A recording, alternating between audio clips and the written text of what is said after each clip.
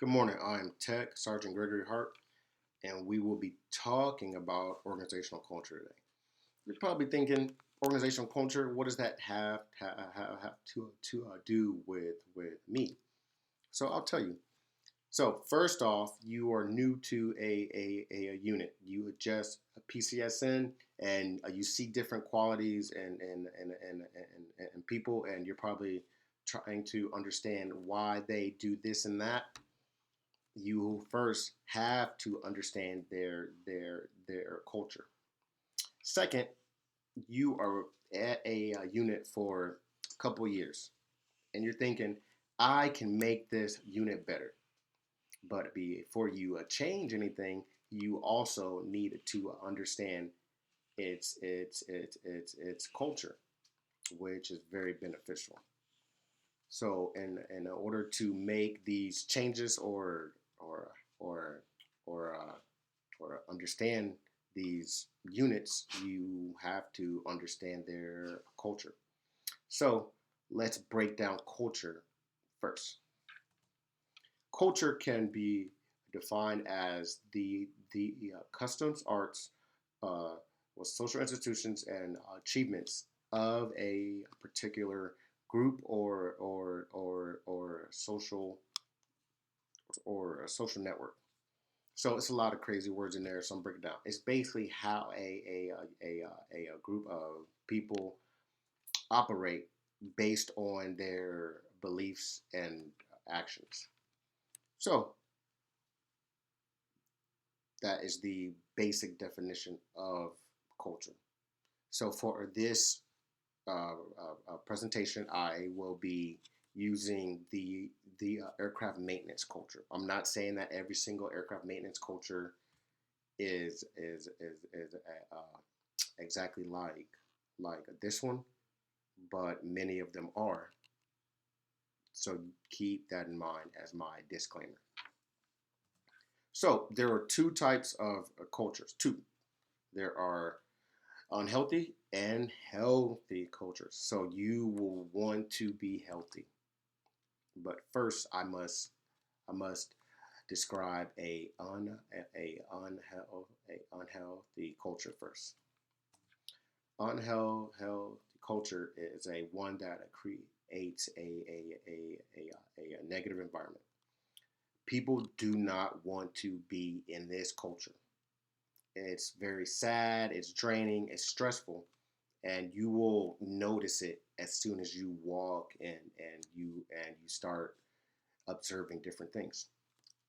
Simple traits of a unhealthy culture can be working long hours without rest or breaks. For instance, many aircraft maintenance units, you will start work at 6 and get off at 6. 12 hours with the minimal lunch with minimal breaks and one lunch. It's okay. You can have snacks every once in a while if you have time. Also, they uh, uh, prioritize mission over people. In many units, aircraft maintenance units, they always say mission first, people always. That has not been the case in multiple units I have been a part of. It's always mission first, people, we'll see what happens.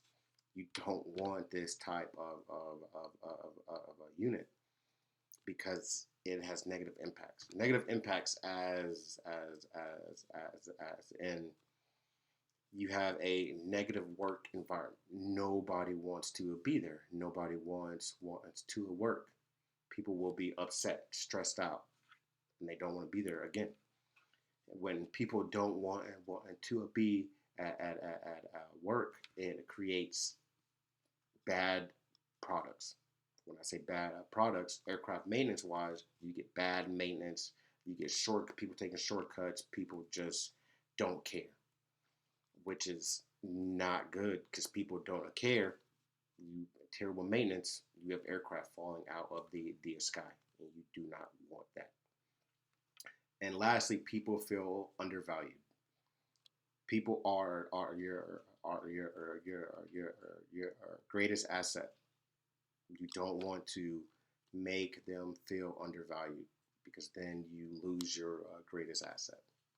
So you have to uh, promote a healthy environment, a healthy culture. A, a healthy culture is one that promotes a positive work environment. People are happy, people are smiling, people want to be there. A few traits you will see of a healthy culture is camaraderie. People are happy. People are high fiving each other. People are saying how you doing, smiling, joking. You feel happy. You can feel that energy inside. Another trait is hard work will radiate immensely. People will want to work for you if they're happy. They will do better work. And then also you can see goal oriented units at times can be healthy, meaning we need to reach this goal. We reach this, we are doing our job, we are accomplishing this mission. This is the most what's called desired culture, a healthy culture.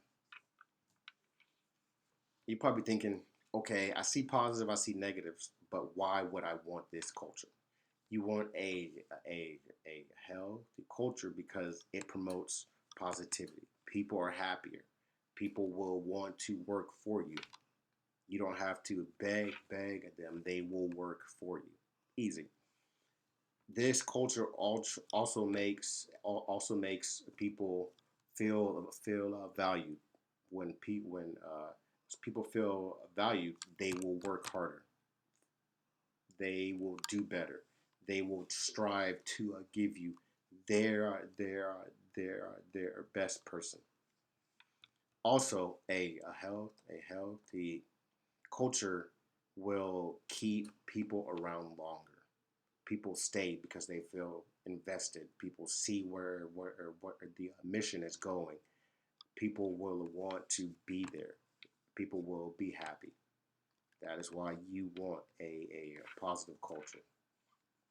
So knowing all these facts, you do not want a unhealthy culture. You want a healthy culture. I have given you a few tools in order to create that health to create that healthy culture. You have the possibility to affect change at at your level, and you should do that. In summary, we have talked about culture and its definition. It's just how a unit operates based on their beliefs and values. Secondly, we discuss the two types of cultures: healthy and unhealthy, and we dictated that you want a healthy culture. Lastly, we talked about why you want a a a healthy culture. It's just it creates a better product. Many units strive towards this, but get lost in the process. So you just have to work at it, think about it, and process it again, and change your goals, and strive towards that healthy culture. I hope this was very valuable, and thank you for listening.